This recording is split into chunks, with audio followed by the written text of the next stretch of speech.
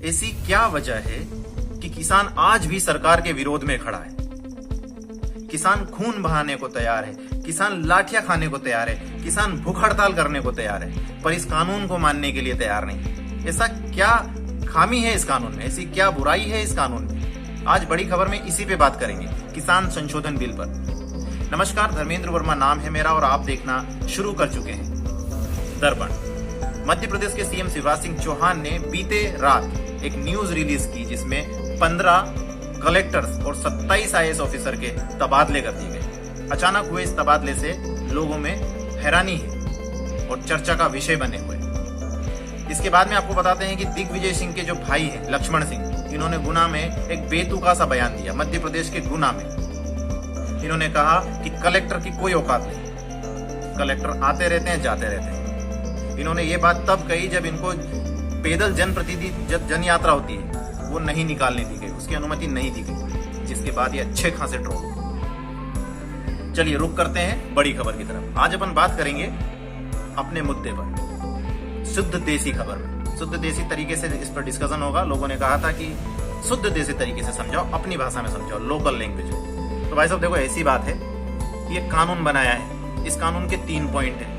अब तीनों पॉइंट में पॉइंट वाइज अपन बात कर लेते हैं कि दिक्कत कहाँ है। सबसे पहली दिक्कत, पहला पॉइंट है कि भंडारण का। ये कानून बोलता है किसानों को कि आप जितना चाहो, किसानों को, व्यापारियों को, सबको बोलता है कि जितना चाहो, जैसा चाहो, आप फसल को स्टोर कर सकते हो। जो अनाज आपने लिया है, जो फसल आप ले रहे हो किसान का, उसको कहीं पे भी कितना भी स्टोर कर सकते हो, उसकी कोई लिमिट नहीं है। तो भाई साहब, पहले 1955 की बात है जब ये कानून लागू हुआ था, जब ये ऐसा कानून था कि आप अनलिमिटेड स्टोर कर सकते हैं, तो जिनके पास पैसा था उन लोगों ने स्टोरेज भर ली और उसके बाद में मना कर दिया लोगों को कि सामान खत्म है, सामान नहीं है हमारे पास। हुआ क्या, मार्केट में वो चीज कम हो गई, खत्म हो गई, बढ़ गया प्राइस। अब एक प्राइस पे डबल प्राइस पे बेच रहे हैं सामान, लपक मुनाफा कमा रहे हैं। तो इस कानून में दिक्कत यही है कि सबसे पहले तो देश के जो 90% किसान है उनके पास 10 या 10 से कम बीघा जमीन है। तो मतलब वो फाइनेंशियली इतना ज्यादा स्ट्रांग नहीं है कि इतना ज्यादा पैसा किसी चीज को स्टोर करने में लगा दे। वो व्यक्ति खुद अपनी फसल को नहीं रख पाता है क्योंकि पैसे में कर्ज में डूबा हुआ है। तो ये कानून बेसिकली पूंजीपतियों के लिए, उन्हीं को सपोर्ट करेगा, पैसे वालों को और पैसे वाला बना देगा और गरीब होता चला जाएगा। सबसे ज्यादा बुरा कानून है ये मेरे नजरिए में, बहुत बेकार कानून है। इसमें 1% भी किसान का कोई फायदा नहीं है।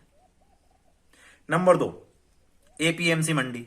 अब हर गांव में, हर ग्रामीण क्षेत्र से जुड़ा एक शहरी क्षेत्र होता है, उसका जिला या डिस्ट्रिक्ट, ठीक है, वहां पे मंडी होती है। किसान अपनी फसल को लेके जाता, मंडी करा देता। अब कानून कहता है, अगला जो मोदी सरकार लेके आई है वो कह रहा है कि किसान अपने देश के किसी भी कोने में अपनी फसल को बेच सकता है।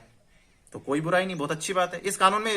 हालांकि बहुत बड़ी बुराई नहीं है इसमें, बुराई सिर्फ इतनी सी है कि किसान अपने यहाँ के 10 बीघा से कम जमीन वाले ही हैं, तो और वो 10 तरह की तो फसल बोते हैं।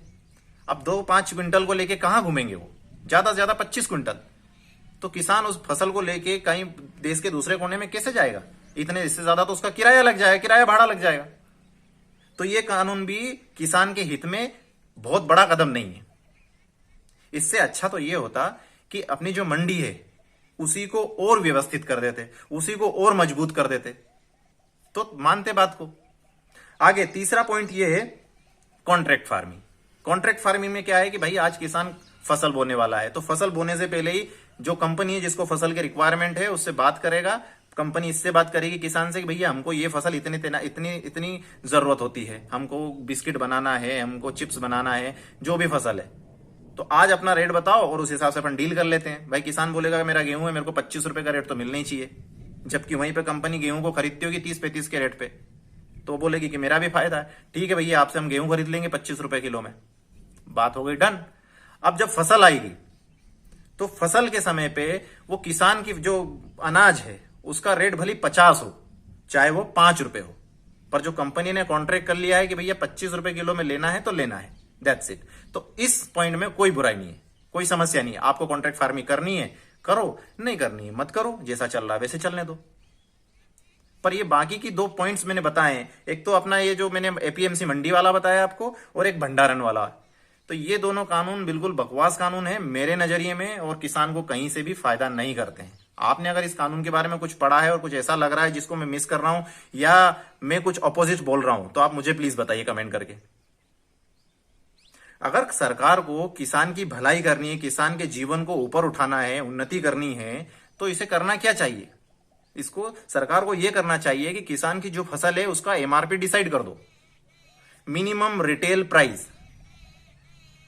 आप कोई भी सामान खरीदते हो भाई, आप बिस्किट का पैकेट खरीद रहे हो, आप तेल खरीद रहे हो, उस पर लिखा एमआरपी 126 रुपए, तो 126 से नीचे नहीं जाएगा वो। सिंपल। तो भाई बोल दो गेहूं का, हर साल आप डिक्लेयर करो कि भैया गेहूं का फसल का रेट इस साल 2000 रहेगा मिनिमम रेट, इससे नीचे अगर किसी ने इस फसल को खरीदा तो वो जेल में दिखेगा सुबह मॉर्निंग में।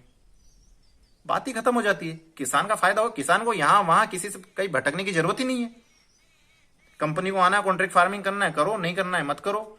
एपीएमसी मंडी जाना है जाओ, नहीं जाना हो मत जाओ। भाई आप अपना मिनिमम रिटेल प्राइस डिसाइड कर दो। अब आप बोलोगे कि एमएसपी तो ऑलरेडी है, मिनिमम सपोर्ट प्राइस। भाई साहब मिनिमम सपोर्ट प्राइस अब गवर्नमेंट देती है, पर गवर्नमेंट के जो स्टोरेज हैं, बड़े बड़े गोदाउन, वहां पे खरीदा नहीं जाता है।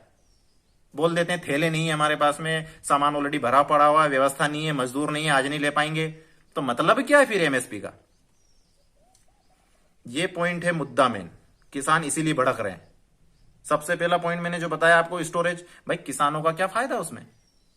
वो तो पूंजीपतियों का फायदा है, बड़े बड़े काश्तकारों का फायदा है। बड़े बड़े लोग जिनके पास पैसा है वो खरीदेंगे अनाज लपक के, भर लेंगे अपने घर में, अपने स्टोरेज में, और फिर नहीं देंगे उसको।